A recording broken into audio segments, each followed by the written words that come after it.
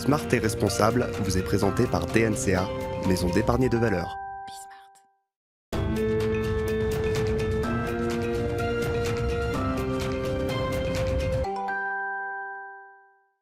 Bienvenue dans Smart et Responsable, votre émission mensuelle consacrée aux enjeux durables, émission où toutes les ambitions sont permises. Le thème de ce mois-ci est consacré à l'industrie agroalimentaire vers une alimentation plus durable et plus responsable. On va parler de ce sujet avec deux invités, acteurs industriels de la filière agroalimentaire. Je précise juste qu'on est là sur un des objectifs peut-être les plus ambitieux en matière de développement durable, les objectifs de développement durable tels qu'ils sont établis par les Nations Unies. L'alimentation est le deuxième de ces objectifs après la lutte contre la pauvreté. Je cite les Nations Unies, l'objectif c'est zéro faim dans le monde. Le secteur de l'alimentation et de l'agriculture offre des solutions clés pour le développement. Il est au cœur de l'éradication de la faim et de la pauvreté. Dans le monde, un tiers de la nourriture produite aujourd'hui est gaspillée. On va parler de ce sujet, de l'industrie agroalimentaire et de ses enjeux de durabilité avec nos deux invités que je vous présente. Daniel Sauvaget, le PDG et fondateur d'Ecomiam. Daniel Sauvaget, bonjour. Bonjour. Merci d'être là. On parle avec vous du marché des surgelés. On en saura plus dans quelques instants. Et Jean-Gabriel Levon qui est à nos côtés également. Bonjour Jean-Gabriel.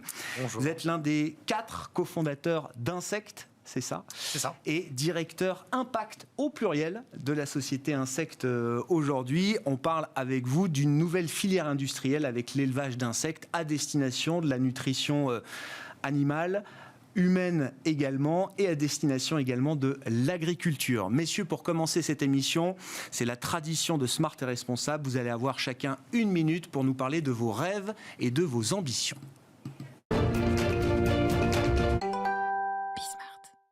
Soyons ambitieux. Daniel Sauvaget, je commence avec vous. Un rêve, une ambition, allez, on va dire à 10 ans, si on essaye de se projeter, pour Ecomiam bien sûr, mais pour l'ensemble de l'écosystème dans lequel vous agissez aujourd'hui. Écoutez, moi, je tiens à vous faire part de cette ambition de contribuer utilement à ce que les enjeux de l'alimentation soient basés sur des réflexions rationnelles et de moins en moins sur l'émotionnel. Je suis très inquiet de voir nombre de fois de l'agribashing ou des prises de position qui dénaturent en fait les efforts des hommes et des femmes qui animent ces industries agroalimentaires. Nous allons bientôt être 8 milliards de personnes sur cette terre. Vous avez rappelé en préambule les enjeux que cela représente de nourrir l'ensemble de la population. Et donc il va falloir, c'est le vœu que je veux formuler chez vous aujourd'hui, c'est qu'on essaye de raisonner intelligemment pour savoir comment on arrive à faire converger l'ensemble des technologies, des moyens de production pour nourrir de manière rationnelle l'ensemble de la population, bien évidemment en respectant autant que faire se peut la nature. Et pour ça, il faut sans doute se défaire d'idées un peu trop préconçues ou de combats qui sont parfois dénaturés par rapport à l'enjeu ultime qui est de bien nourrir l'ensemble de la population. Vous êtes un acteur de la filière agro-industrielle depuis très longtemps. Daniel Sauvaget, vous avez été directeur des abattoirs Tilly-Sapco à une époque, et c'est d'ailleurs sur les difficultés de ces abattoirs de volailles en Vendée, en Bretagne, Finistère, j'ai rebondi, que l'idée d'Ecomiam est venue.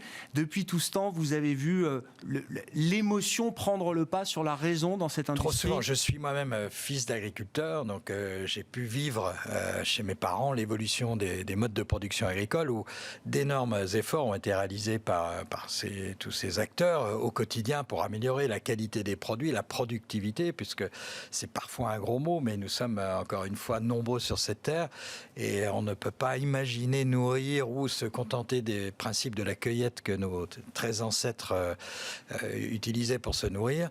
Donc c'est pour ça que effectivement je pense que nous devons faire l'effort, et j'apprécie votre émission pour ce point, c'est faire œuvre utile en étant pédagogique, en disant attention, nourrir 8 milliards d'individus nécessite de mettre en œuvre des process, des technologies modernes.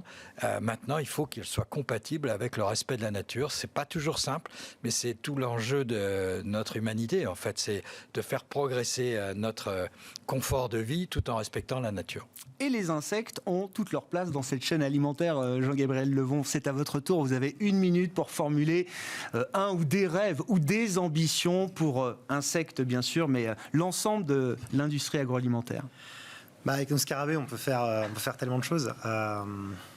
Ce qu'on travaille, la technologie qu'on a, c'est une technologie de ferme verticale. Donc, on arrive à avoir des activités agricoles d'élevage sur des très petites zones, avec une économie d'intrants qui est vraiment chouette. Moi, je pense que une ambition pour moi, ça serait que ce qu'on fait, la verticalisation, ça laisse de l'espace à redécouvrir peut-être une relation un petit peu différente qu'on a eue avec notre environnement productif. Jusqu'à aujourd'hui, on a peut-être été un petit peu trop loin dans le côté productif, et où il y a de plus en plus une vraie agriculture de la connaissance qui se met en place.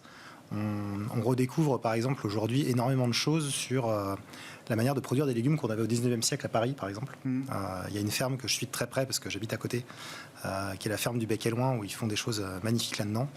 Il y a énormément de choses sur la science des sols qui sont en train de se développer, où on redécouvre par exemple l'intérêt des bocages. Pourquoi les bocages, ça a duré si longtemps? Cette combinaison entre la forêt, l'agriculture, l'élevage qui marchent ensemble.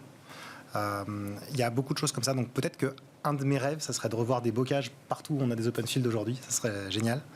Un autre de mes rêves, qui est beaucoup plus technologique que celui-là, c'est que notre techno, en fait, soit une des pierres angulaires de la conquête spatiale. On pense vraiment que c'est possible. C'est-à-dire qu'il va falloir qu'on sache ce qu'on va manger une fois qu'on est là-bas. Donc voilà, Elon Musk, si tu m'entends. Non mais vous citez Elon Musk, mais blague à part, un de vos plus grands ambassadeurs aujourd'hui, notamment pour le marché américain, c'est Iron Man. Il faut en dire un mot quand même, Jean-Gabriel. Le chef scientifique des Avengers. Ouais, non, mais blague à part. Robert Downey Jr. lui-même. Exactement, c'est un acteur qui a un énorme engagement côté impact. Et il a investi chez nous, tout simplement, comme investisseur, et il nous fait une pub sensationnelle. Et donc ça va être... on est en train de s'installer aux US petit à petit, on a des bureaux maintenant là-bas, à Miami pour être exact. Et ça va être sans doute une de nos prochaines implantations, d'usine. On est en train de chercher où est-ce qu'on va les placer, mais ça sera en Europe évidemment. On a déjà Amiens qui est en train de tourner.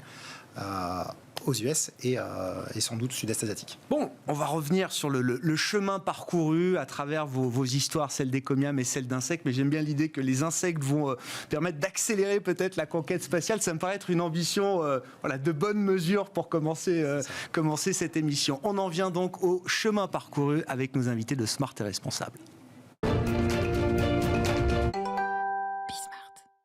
Daniel Sauvaget, je le rappelle, PDG fondateur d'Ecomiam, on l'a dit d'un mot, mais effectivement, l'idée d'Ecomiam, un des principaux acteurs du surgelé aujourd'hui sur le marché français, avec un positionnement que vous allez nous décrire, est né des difficultés que vous avez rencontrées quand vous dirigiez cet abattoir de volailles dans le Finistère, Daniel Sauvaget. Votre conviction, celle que vous êtes forgée à l'époque, et ça remonte à plus de 10 ans, je vais la formuler, mais ça paraît une évidence aujourd'hui. Il y a plus de 10 ans, il fallait quand même être en capacité d'avoir cette vision. C'est que le consommateur sera prêt un jour, je me remets 10 ans en arrière, à payer le prix d'un système alimentaire qui rémunère correctement les producteurs, qui améliore son impact environnemental et qui lutte notamment contre le gaspillage. Je le rappelais, tel que l'objectif est défini par les Nations Unies, 1/3 de la nourriture produite est aujourd'hui gaspillée dans le monde. Comment est-ce que cette conviction s'est forgée chez vous, Daniel Sauvaget ? L'envie de réconcilier le consommateur avec son écosystème, faire en sorte qu'il puisse se nourrir déjà sainement, avoir des produits de qualité qu'il cuisine lui-même. Je pense qu'on n'insistera jamais assez qu'il est préférable de cuisiner soi-même ses produits plutôt que de manger du prêt à consommer. Pour la santé, c'est démontré maintenant, bien avéré. Alors les choses pourront s'auto-évoluer positivement, mais pour l'instant, c'est quand même priorisé, tout en respectant les gens qui produisent pour lui, c'est-à-dire en payant correctement le prix. Et la quadrature du cercle, pour moi, c'était d'arriver à bâtir un système qui permette, malgré tout, aux consommateurs d'avoir accès à des produits très compétitifs. Et donc là, je suis parti de la valeur d'usage du produit dans la cuisine. Je suis remonté vers la filière et je n'ai engagé aucune ressource qui ne serve cette valeur d'usage finale dans la cuisine. On ne pratique aucune promotion. Ça me permet en fait de définir des achats sur des périodes de temps longs avec mes fournisseurs, ce qui leur permet d'engager sereinement leurs ressources et donc de mieux les engager, parce que souvent, c'est cette pression du prix bataillé permanent qui pousse un peu à la faute ou aux excès que vous pouviez mentionner à l'instant. Là, c'est de donner de la sérénité, de la visibilité. Et aujourd'hui, on démontre qu'on est compétitif autant que n'importe quel autre réseau avec la capacité d'offrir du 100% français aux consommateurs. Oui, on peut s'extirper de cette bataille du prix. Vous le dites, vous restez compétitif, mais vous n'êtes pas dans cette guerre mortifère du prix toujours plus bas. Et ça, 10 ans après, c'est validé. Alors, avec un rythme de croissance très fort. C'est d'autant plus validé que tous les mécanismes de promotion aujourd'hui, ça peut paraître un petit peu fou ce que je vais vous dire là, mais en fait, on renchérit les coûts de distribution. C'est ça qui est fou. Et aujourd'hui, les étiquettes, le marketing promotionnel, toutes les désorganisations de flux que vous générez quand vous faites des accélérations.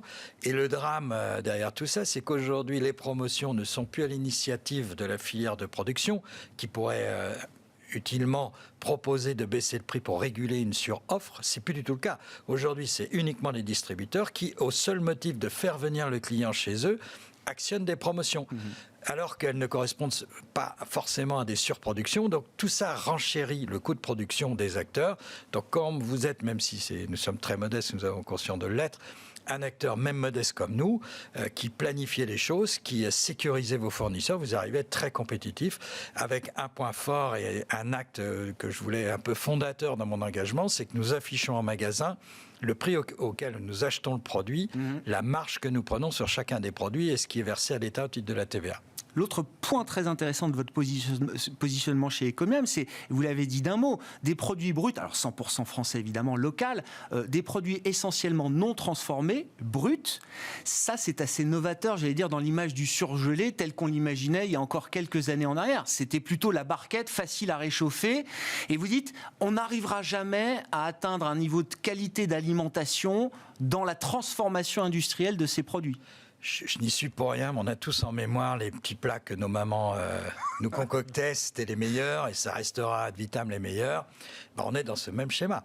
Et encore une fois, et je ne veux surtout pas faire le procès de l'industrie agroalimentaire sur ce sujet, mais pour faire une sauce, il faut du liant, enfin il faut des ingrédients pour arriver en grande échelle, de pouvoir en plus packager utilement, facilement, passer au micro-ondes. Tout ça nécessite, parce que nous, citoyens, dans notre façon de vivre de plus en plus urbaine, l'avons exigé aussi auprès de nos fournisseurs, nécessite des process, des procédés qui s'éloignent un petit peu d'une cuisine traditionnelle. Et comme dans le surgelé, vous avez des acteurs magnifiques qui travaillent très bien, Picard, Thierry, qui font ça très très bien, il était hors de question qu'on aille jouer le trouble fait sur ce marché. Donc nous avons plutôt préféré offrir aux consommateurs la possibilité de travailler des produits bruts, sachant que le surgelé, vous évoquiez le gaspillage alimentaire, c'est magique de ce point de vue-là, parce qu'il n'y en a quasiment pas. Toute notre offre est surgelée individuellement, vous prélevez ce que vous avez besoin pour cuisiner. Et l'autre vertu du surgelé, c'est que tous nos produits sont surgelés très tôt dans le processus de production et on arrive à capter, à figer tous les éléments nutritionnels, exactement, le côté organoleptique. Nos poissons sont, avec la compagnie des pêches de Saint-Malo, sont filetés en mer, surgelés en mer. Le dos de cabillaud qu'on commercialise, il n'y a pas plus frais, quoi. C'est magique, quoi. Et donc, c'est tous ces bons produits que nous encourageons à cuisiner au quotidien. Bon. Je précise qu'Ecomium est coté en bourse, donc j'ai dire en plus un modèle qui est validé, éprouvé par le marché boursier depuis quelques mois maintenant. L'introduction en bourse était fin 2020, voilà. Avec des objectifs de croissance. Vous êtes à 40 points de vente aujourd'hui en France et l'objectif c'est 125 points de vente en 2025 selon le plan stratégique qui a été présenté justement aux investisseurs. Revenons aux insectes avec vous, Jean-Gabriel Levon, parce que c'est l'idée. Et Insectes fête ses 10 ans, je crois, en cette année 2021. Le 14 septembre prochain, vous étiez 4 à l'origine. Qu'est-ce qui vous a fait dire justement que l'insecte pouvait retrouver une place dans la chaîne alimentaire qui soit en même temps une place qui permette d'optimiser, on va dire, l'alimentation générale et notamment la nutrition des animaux d'élevage, des animaux domestiques qui sont les principaux champs de bataille sur lesquels vous évoluez aujourd'hui et peut-être demain l'alimentation humaine. Quel a été le constat de départ avec en plus un impact carbone qui est assez impressionnant? Enfin, un impact de décarbonisation justement plutôt de ces procédés qui est assez impressionnant. C'est mieux de le dire comme ça. C'est dans ce sens-là que je l'entendais, Jean-Gabriel. Oui, non. Alors déjà un petit point, quand on parle des insectes, ça serait la même chose de parler des vertébrés. Donc dans les insectes, voilà, il y a des vaches, des cochons, des poulets, des grenouilles, il y a beaucoup de choses. Et de la même manière, dans les insectes, il y a des insectes qui vont être très bons à faire ça, très bons à faire ça, très bons à faire ça. Donc nous, on a pris un qui est un scarabée, en fait, le Tenebrio molitor, il s'appelle, son nom, c'est le ver de farine, les pêcheurs connaissent d'habitude. Nous, c'est un spécialiste des céréales, donc des coproduits céréaliers. Donc 70% de l'alimentation de notre bestiole, notre petit scarabée, ça va être le son de blé. Donc c'est tout ce qui constitue ce qu'il y a autour du grain. Ouais. Donc là, c'est 70% de l'alimentation, c'est ça. Et le constat qu'on a fait en fait au tout démarrage, c'était de se dire tiens, c'est intéressant, dans les écosystèmes, quand on les regarde, les insectes ont ce rôle, enfin certains insectes ont ce rôle de ramasser tout ce qui tombe, de le digérer, de faire des déjections qui vont faire repousser les plantes, etc., de se faire attraper par les oiseaux en vol, par les chats, les chiens, tout ce qui passe, les poissons aussi. Les truites dans les rivières, c'est 70% de leur alimentation, c'est des larves d'insectes. Voilà. Ouais. Et en fait, on s'est dit, tiens, c'est intriguant que ce maillon de la chaîne qu'on voit dans les écosystèmes, on ne le retrouve pas dans notre système agro-industriel. Et c'est parti de là, en fait. Et après, on a déroulé la bobine. Il y a eu pas mal de questions réglementaires, parce qu'en fait, les législateurs, quand ils ont écrit la réglementation agroalimentaire, ils n'ont pas pensé aux insectes. Ils n'avaient pas pensé à se dire un jour on va manger les insectes qu'on essaye de tuer avec nos pesticides. Voilà. Donc d'ailleurs, garantie sans pesticides chez nous, parce que sinon il n'y a plus de scarabées. Donc voilà, c'est tout ça qui petit à petit, alors c'est une longue histoire de 10 ans. On n'a pas eu dès le jour 1 l'idée de ce qu'est Insect aujourd'hui, mais c'est venu petit à petit avec les contributions aussi de tous mes merveilleux collègues, bonjour à tous, qui nous ont rejoints au fur et à mesure et puis qui ont chacun amené leur petite pierre à l'édifice pour en faire ce que c'est aujourd'hui. Mais voilà, on est loin du temps des fondations, quoi. Ce qui est impressionnant aussi, c'est l'impact positif que ça apporte en matière environnementale et notamment en termes d'émissions carbone, d'émissions de CO2. L'industrie agroalimentaire, mais ne serait-ce que l'élevage est déjà très émetteur. Vous produisez 1 kg de protéines d'insectes. Un peu plus. Mais... mais pour 1 kg de protéines d'insectes produites, vous utilisez 95% de moins de terre que n'importe quelle autre production qui amènerait à cette production d'1 kg de protéines.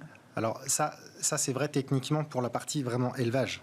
Après, on utilise quand même des surfaces agricoles pour faire pousser, ce que nos insectes mangent. Par exemple, pour notre usine d'Amiens, on estime qu'il y a 40 000 hectares qui travaillent qui va être mise en service opérationnellement parlant d'ici quelques mois, c'est ça? On est en train de la construire là. Elle est en train. Si vous passez dans la zone industrielle nord d'Amiens, vous commencez à voir les fondations, les grues sont là, etc. Donc voilà, techniquement, on devrait commencer début d'année prochaine. Voilà, après, ça va être les aléas et les joies de la construction. On va voir quand est-ce qu'on démarre exactement. Mais ça va être à peu près ça.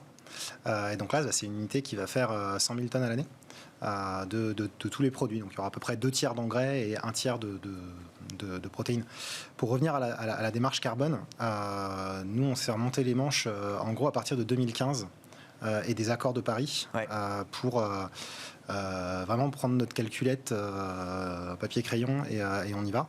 Et en fait, ce qui a été hyper intéressant avec les accords de Paris, c'est ils ont édicté la règle, en fait. C'est on prend les émissions de maintenant, on les divise par 3 en 2050. C'est très clair. Donc c'est ce qu'on a fait. On a regardé les émissions de notre secteur si on n'était pas là. On les a divisées par 3 et on s'est dit, ça c'est notre budget. Aujourd'hui, on n'y est pas du tout. C'est-à-dire qu'on on est encore à 3 fois au-dessus de notre budget en termes d'émissions. Et on a un plan, par contre, pour réduire ces émissions d'ici 2050 au niveau auquel elles doivent être en 2050 pour garder un monde à 2 degrés. Donc ça, on sait comment faire. Concrètement, il y a 2 choses à faire. Pour nous, c'est décarboner notre énergie. En France, c'est relativement facile grâce au nucléaire. Gardons le nucléaire, développons-le. On en a besoin. Sans ça, je ne vois pas comment on fait. Et le deuxième point, c'est la carbonation des itinéraires techniques de nos fournisseurs de matières premières. Alors c'est un peu technique ce que je viens de dire, mais c'est combien de carbone est émis quand on produit typiquement 1 kilo de blé. Oui. Donc il y a plein de choses qui se développent là-dessus. Il y a énormément de choses, par exemple sur la séquestration du carbone dans les sols, etc. Mais ça, c'est nos 2 piliers de plan en fait pour arriver à garder le monde à 2 degrés. Mais ce qu'on a peut-être fait un petit peu en avance de phase par rapport à d'autres acteurs, c'est ce côté. Ok, on écrit, on y va, on chope les chiffres, on se donne des objectifs, on crée des plans et on y va. C'est ce côté-là qui aujourd'hui fait le cœur de l'action d'Insect. Sans ça rime à rien. Aujourd'hui, sur le plan commercial, vous adressez le monde de l'aquaculture, notamment, qui a été peut-être le premier gros marché pour vous. J'ai vu les animaux d'élevage, les animaux domestiques également, Jean-Gabriel. Alors, c'est l'inverse. Ça a commencé par les animaux domestiques. Tout à fait. D'accord. Tout à fait. Les animaux domestiques, ça a toujours été autorisé, parce que les humains ne les mangent pas. Et le premier marché qui s'est ouvert, ça a été l'aquaculture en 2017. Et petit à petit, on voit que des nouveaux marchés s'ouvrent. Le tout dernier, c'était en janvier de cette année, le marché humain. Ouais. Qui s'est ouvert, donc on est en train de l'ouvrir là, petit à petit on va avoir, j'espère, les premiers produits qui vont bientôt sortir. Donc, voilà. Ah ben ça va être, on va finir l'émission là-dessus, mais l'idée c'est de se projeter justement, à faire un peu de prospective avec vous deux, messieurs, sur la route qui reste encore à parcourir sur ces 10 prochaines années. C'est l'horizon de temps qu'on peut se fixer pour améliorer encore la prise en compte de ces enjeux durables et responsables dans l'industrie agroalimentaire. La route à venir, comment est-ce que vous la voyez, Daniel Sauvaget ? Encore une fois, pour votre activité chez Ecomiam, le surgelé, non transformé, 100% français, mais au sein, encore une fois, de son écosystème et de son industrie agroalimentaire. Oui, tout à fait. J'apprécie beaucoup la démonstration ici, puisqu'effectivement, on est vraiment dans cette préoccupation. Aujourd'hui, je pense que de nombreux acteurs économiques ont, c'est-à-dire, même si on reconnaît notre consommation, notre production de carbone, on a cette préoccupation de dire comment on essaye de compenser, sur quoi on peut agir pour essayer d'atténuer cet effet. Et donc, les 10 ans qui viennent, en ce qui nous concerne, c'est bien sûr le déploiement du réseau, le déploiement du service de livraison à domicile qu'on réalise déjà avec le partenaire. 10% de votre chiffre d'affaires Alors, l'ensemble de l'activité digitale, y compris le click and collect en magasin, le drive en magasin. Mais la livraison à domicile est encore un peu modeste et elle va se développer. Mais on essaye de la réguler toujours avec cet esprit responsable par rapport au carbone. On ne va pas livrer trop petites commandes parce que c'est déraisonnable d'un point de vue pollution. Donc, c'est le développement de notre réseau et puis c'est d'agir pour essayer de limiter notre impact. Alors comment on peut le faire ? Nous sommes en train de valider aussi avec des spécialistes l'émission carbone de notre réseau. Donc nous-mêmes mais aussi les gens qui nous livrent les produits pour avoir une vision assez globale. Et nous cherchons à passer des accords avec Écoterie, je ne sais pas si ça vous parle, des gens qui proposent de replanter de la forêt, des choses comme ça, pour essayer de contribuer à compenser les émissions de carbone. Donc en tout état de cause, c'est ça qui est fantastique pour nous entrepreneurs aujourd'hui, c'est qu'au-delà du challenge proprement inhérent à notre activité commerciale, on a un autre challenge qui est tout aussi excitant, c'est de savoir comment on va pouvoir gérer une forte croissance en s'intégrant et en minimisant notre impact dans l'environnement. Petite parenthèse au passage, mais on le rappelle, vous êtes coté en bourse depuis la fin de l'année 2020. Ce que vous venez de décrire là, c'est une démarche qui est importante aujourd'hui auprès des nouveaux investisseurs auxquels vous vous adressez, Daniel Sauvaget. Pendant les démarches d'introduction en bourse, on rencontre beaucoup d'investisseurs, 90 pitchs à peu près, j'ai dû conduire.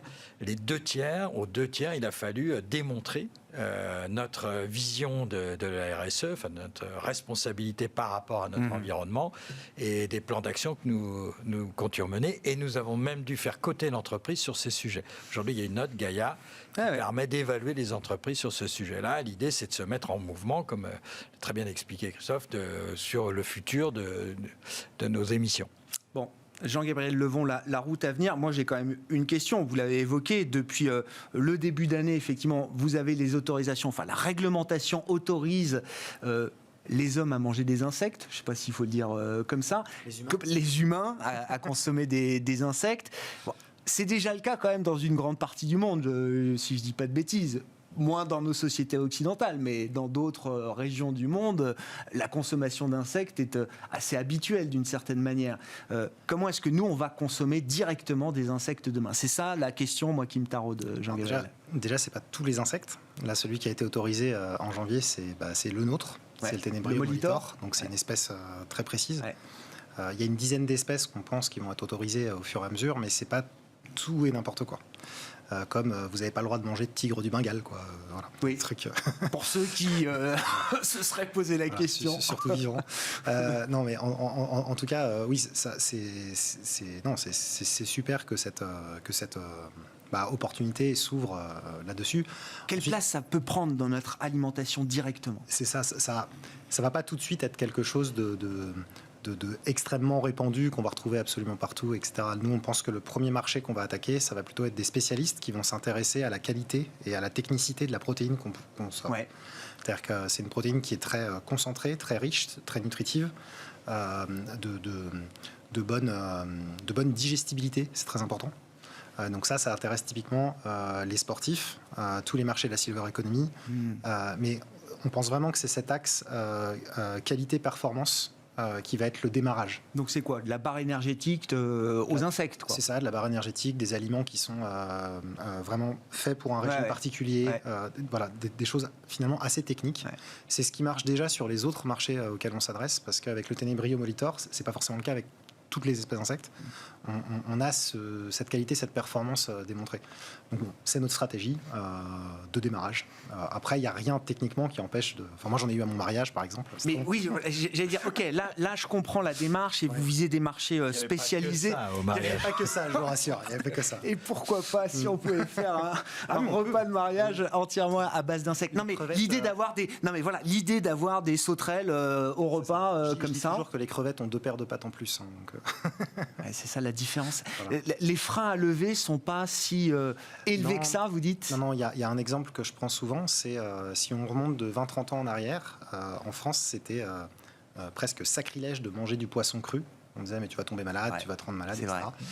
Aujourd'hui, maintenant, le poisson cru, tout le monde mange des sushis assez facilement, régulièrement. En tout cas, c'est passé dans l'imaginaire collectif que le poisson cru, dans les bonnes conditions, il n'y a pas de problème. Et on dit toujours que pour un changement d'habitude alimentaire, ça prend une génération, donc 25 ans. Voilà, il y a 25 ans, on ne mangeait pas de burgers, de pizza, de frites, tout un tas de choses. Voilà, le surgelé, je pense qu'on en mangeait beaucoup moins d'ailleurs. Enfin, ça change en fait en 25 ans. Donc ça change lentement, mais ça change. Bon. Est-ce qu'on pourra surgeler des sauterelles pour le mariage prévu, si c'est possible? Non, il n'y a aucun souci. Mais ça va être un marché qui peut prendre quelle dimension pour vous, Jean-Gabriel? Est-ce que ça reste quand même les marchés de nutrition animale, élevage domestique qui restent les principaux marchés pour vous? Ou est-ce que ça peut être... Je pense que ça le restera encore de nombreuses années.